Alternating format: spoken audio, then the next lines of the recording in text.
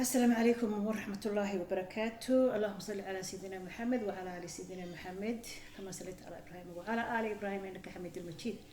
وروى السلام يا بلشاد الصومالي ملكستي تشوكتو وحلاه سلام الله عليكم. الحمد لله رب العالمين إلهي بواسل مبريي ما أنت نقوى برقة ما شاء الله تبارك الله. runtii waxaan aad rabaa inaan yar ka hadlo dhaqanka ka soo baxay Soomaalida. Soomaalidu waa dad aad u daciif ah wax kasta arkaana ku dayda waa dhaqankay arkaana la falgala adduunku sidaas maaha qofna dhaqankiisa ma bedelo qofna Soomaali ma wax dhaqankeeda bedel lama hayo Soomaalidu laakiin waa dhaqankeeda degdeg bay u bedeshaa markiiba waxay aragtayna dhex qaada runtii waxaan aad ula yaabay hablaha farriyaad ku duranaya xamar iyo kii geeyayba anigu iyaga lama yaabayo runtii markaan dhalinyaro iska ahayn qof wali wax fan buu wuxuu ahaa waxba fan u ahaa waynu soo maray khalad iyo saxaba oo qof oranaya dhalinyaronimo ku soo galo saan wanaagsanaa ma soo koray ma jiro wax walba waynu sameyn jiray ilaa dhaqankeennii horeba hablo wuxuu oran jiray waanu ciyaar gudi jiray dhalinyaronimo waa la soo wada mara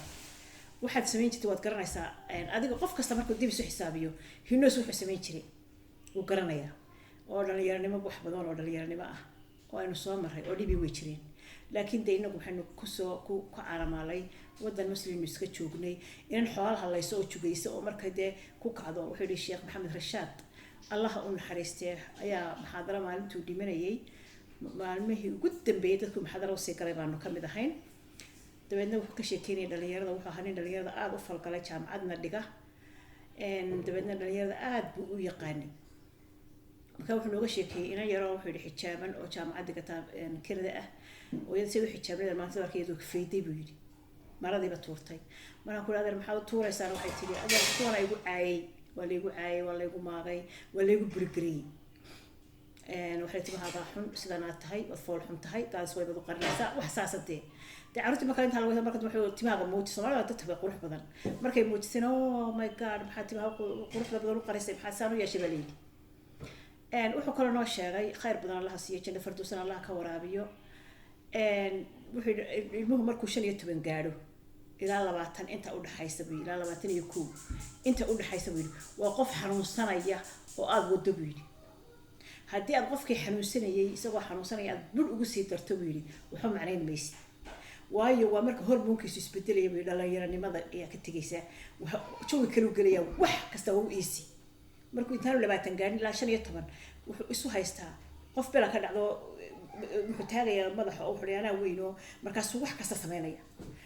marka hadii aad adigu la fargelin oo la saaxiibin oo la soo dhaweyn oo aan soo dhaweysan oo la sheekaysan ilmahaagi marka waa kan tigayday inana waynaga muranka bidhana islaamaha Soomaalida oo kale ما نقانو عرفت سلا الله شيء لكن سيد وحلاس يسيد حلو دليل نقانا غير بنت تاجنا ما لي من بس مر صومر بس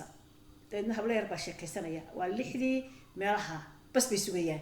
مركز كل هذا همدي أنت أنا جاي مركز ما أركان شنتي بيسكوسي تشيلين بيوحد الله هو إذا قيل ده هذا ولا عرفت هو ساحي حفايته كبتل ساحي قيل ده وحيدي وصاحب صاحبتي المركز تايم كيلا بلاوي بيهدي وقلنا كل واحد يسوي مرخات فرين الإسلام أصلا قيل مريهين وانا رتوده مع وحش قيل قوي بان ما شيغين wada qaylaha saynuna marka waxa jirta dhalinyarnimo dadka u geyso laakiin markay dhalinyarnimo u geynayso hadii aynu waliba gurigoodii ugu geynona dhibkeeda ilaa wadankan aynu joogno caruurta badana way taqaanaa way baa bushmaha loo dirta qofka bushmaha duranaya wax wadankan joogo bushma duranaya ma jiraan because way og yihiin waxa bushmaha loo duranaya bushmaha maxaa loo duranaya cadaankani waxay leeyihiin bushma aad u yar dumarkoodu haddana adag waa sida ay sheegaan raggu ka hadlaan marka waxa wadankan soo galay 30 sano u dambeeyay ajaanib bari leh xitaa bari ba hadda samaystaan markii hore wadankan waxa ahayd gabadha afka weyn leh waa gabdhaha loo qaadan jiray modelka bay ahayd inay afweynaato inay bushmo weynaatona modelka ku jirtay inagu intaynu ciido u naqaanay barida gabadha aan lahayn dhoobanaysa isugu joogta yes koobi ka ahayd kubabka oo kale waxa kubabka burburan cidima eegi jirin inanta weyna saliima hadda saas u siman modelkooda ku jirta hadda markii halka yimaado waa la isdhex galay raggii ajaanibka hadda markii ajaanibkay barteen raggii britishka ah wixii barteen raggii waxay marka arkeen inaanay isku shaqaba ahayn dumarka bariga leh iyo dumarkaan bariga lahayn deedna maxay naceen dumarkoodii bay naceen dumarkoodii maxay ku qasban yihiin inay naasihii durtaan cadaanku ma laha naasa waaweyn boqolkiiba 5 ama 6 ayaa naasa waaweyn cadaanka way wada durteen naasi bay durteen bari bay samaysteen dukaamadii ka iibsadeen way isku dureen waxay samaysteen waxa la yiraahdo bush bay samaysteen yaani ayagu sawir ragooda u soo cishadaan bay waxa u sameeyaan inagu laakiin waxaynu u sameeynaa ma garanayo waxaynu u sameeynayno maba garanayaan dumarka Soomaaliyeed maxaa waxa loogu talagalay marka horeba waxa xagee ka yimaadeen maxayse u yimaadeen bari baad haysataa kubaad haysataa bushmaad haysataa alxamdulillah gabadha ugu bushmaha yar Soomaalida gabadha cadaanka ugu bushmaha weyn bay la mid tahay way iyaga waxay badaween saal loogu dilaaciyayba runtii ma haystaan marka waa inay soo kubciyaan oo kuriyaan oo ku qoslaan oo ku farxaan way marka laakiin inagu aan situation kala soconin baynu waxaynu nahay dad iska daadsito daad bayna sitaa dam maba garanayaan haddana raggeeni ayaa waxa laga raacay naag cad naag buuran naag aynkana markaas dumarkii mid isbuuraysa oo kirinkii waa maxaa tiibida cunabali way bada cuna katiibida kalarkii bedeleen bacay isku xirxiraan baco subxaanaka ya cadiim haddeer waxay marayaan bushmaa durtaan waxaas oo dhan rag baa ku qasbaya naagu waxay isqurxi quruxda hadaba sidaa maaha dumar oo quruxda sidaa maaha quruxdu waa tii Ilaahay kuu sameeyay oo aad hagaajisato gabadhu hadday iskilin garayso oo borigeeda kilin garaysato oo cream yar oo naasiba say cadaan isugu wadeen baa qaar waxa soo baxay xididadoodii hoose wallahi gabdha aan ku arkay Soomaaliland waan yaa waxaan ku koonaa la ilaaha illa way isdileen markaasad marka aad marayso ila jirkii baa dhintay alla yaabaysa waxaasna maxay u sameynayaan nin hadaba ninka kaliya qofka adigu aad tahay marka aad tahay ayaa qofkana ku caneynaya laakiin marka anigu noloshayda bedelo ee naftayda bedelo ee waxayga bedelo waxa tahay bila kalsooni abuurta Ilaahay wax ka qurux badan ma jiraan gabdhaha Soomaaliyeed waa gabdhaha ugu quruxda badan la adduunka waxayna soo raacahay naga gaagabnaadeen laakiin gabdhaha Itoobiyaanka ma jiro kalarkeena wax lihi ma jiraan waxaan xasuustaa 1995kii iimaan ma 94 bay barmay iimaan gabadha yaho madoobeyd oo dheerada model ku jirto filimada matali jirtay oo Soomaaliyeed ahayd ayaa maalin waxay la fadhiisay Oprah Winfrey bay la fadhiisatay waxay ku yiraahdeen Oprah waxay ku tikal anigu waxaan ahay bay dadka kalarka ku quruxda badan adduunka ku jira bay tiri haddaan ahay bay Soomaali waa runteeda midabka kalluunka ayaan leeyahay bay tiri midabka ugu quruxda badan ee bil aadan leeyahay Soomaali baa haysata qaar casi way jiraan qaar mid laakiin kalarka aynu nature aynu boqolkiiba 80 ka nahay waa kalarka la yiraahdo masciideed kalarka la yiraahdo waa kalar isugu jira waa kalarka dhalaala ee isugu jira brown iyo madow isugu jira waa kalarka ugu quruxda badan leh kalarkaaga ugu quruxda badnaa haddaad maanta bedesho oo gabadhay aad is wareeriso oo aad kaagina ku soo noqon waayo hadhowto kaagina aad ka tagto oo ku soo noqon kari waayo mid kalena aad ku foolxuma ka qaado ma qurux bay ku tarta ma la qurux kuma tarin runtii quruxina ma tarin quruxdu waa tii Ilaahay ku sameeyay Ilaahay wuxuu naga abuuray suuradii ugu quruxda badnayd markaasuu waliba Soomaali ka sii dhigan oo aan cid gaari kartaa jirin runtii cid gaari kartaa ma jirto Soomaalida dumarkeedu waxay leeyihiin boriga ugu quruxda badan bay leeyihiin waxa hadda la sameysanayo Ilaahay baa siiyay bari baa Ilaahay siiyay naasa ku filan baa Ilaahay siiyay bushma ku filan iyo qurxiyo waxay ku qoslaan baa Ilaahay siiyay yacnaha anigu ma garanayo gabar Soomaaliyeed qurux ka maqan ma garanayo gabar Soomaaliyeed qurux ka maqan oo aynu hadda raadino ma garanayo waxaad moodaa midda kale Soomaaliya dadka Kenya xanuunka Kenya wadanka waxa lagu duraa level bayleeda bishintu la iskama dulo tuubo laga ma dhigo qofka waa loo qiyaasaa inta lagu durayo limitka ay leedahay irbadani qofkan inta uu qaadi karo bishintiisu maaha in aad bishintaadu different ka noqoto jirkaaga no isa uma durtaan iyagu waxay durtaan in ku filan bishinteeda soo yar kicinaysa oo u yar yeeraysa qurux laakiin ma calaa tuubeeyaan oo bushinta halkaa uma kaxeeyaan subxaanaka yaa cadiim yaad ku eegaya markaad saa iska dhigto yaa ku raba yaa waxaan maqlay nin baabaa naagtiisa ku furay waa sax because kuma guursan wixii aninkaa kuu guursan way baad u samaynaysaa wixii aanu habbi ku ahayn waa baad uga samaynaysaa ilaahay baba ku siiyo quruxe soomaaliyeed babad quruxu tahay way baad isu bedeli waba jirkaaga u bedeli raggu kuwan aad isu qurxinaysaan kuwaynu ka cabanayno miyaanay ahayn bal horta dumarka Soomaaliyeed bal dhinaca isugu luga duwadeen marna rag baana baabiyo rag baanu ka cararaynaayo rag baanu dagaalamaynayo xaqayga waan doondoonayna marna waanu isu duraynaayo waanu isu casaynaynayo kalkayga aanu bedelina isma qabato dumaro isma qabato waanu isqaawinayna isma qabato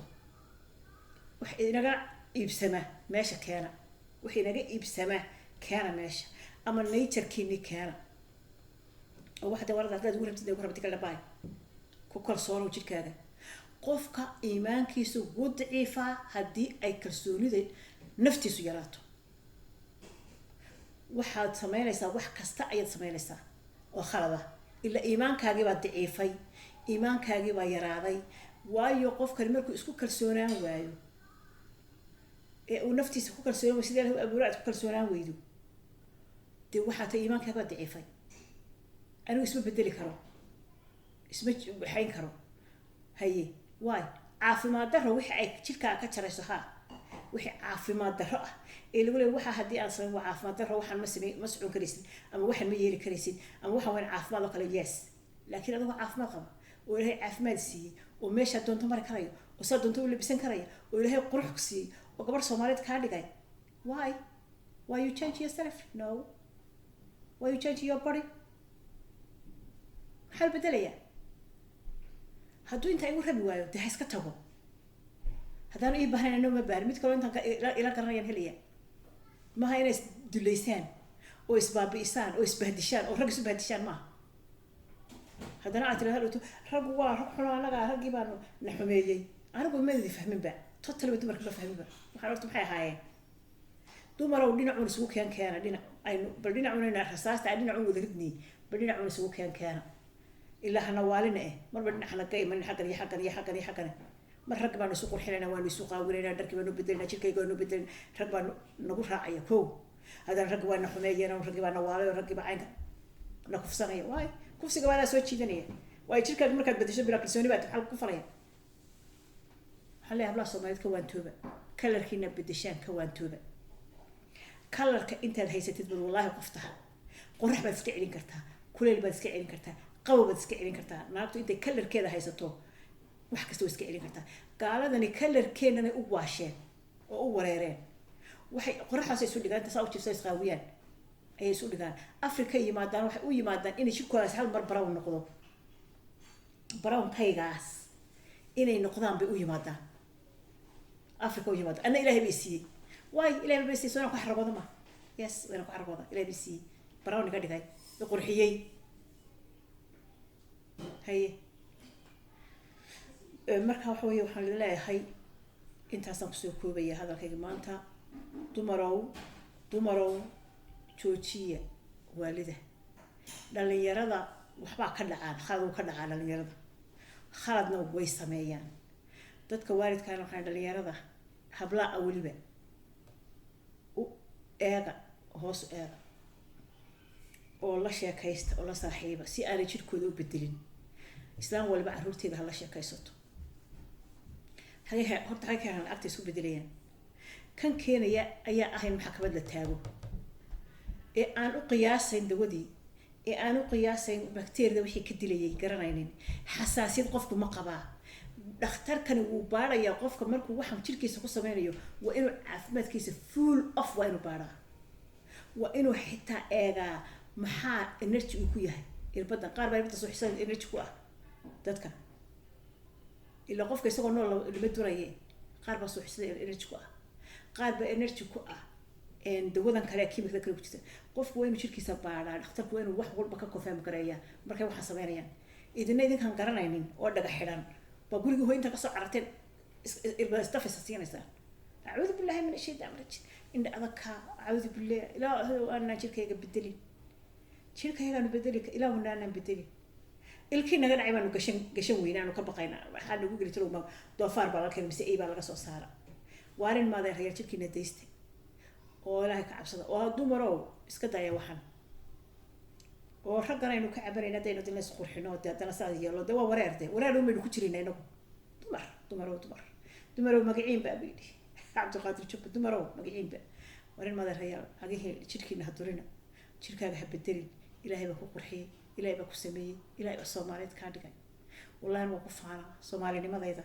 jirkayga burigayga wax aan ahay ama habi waay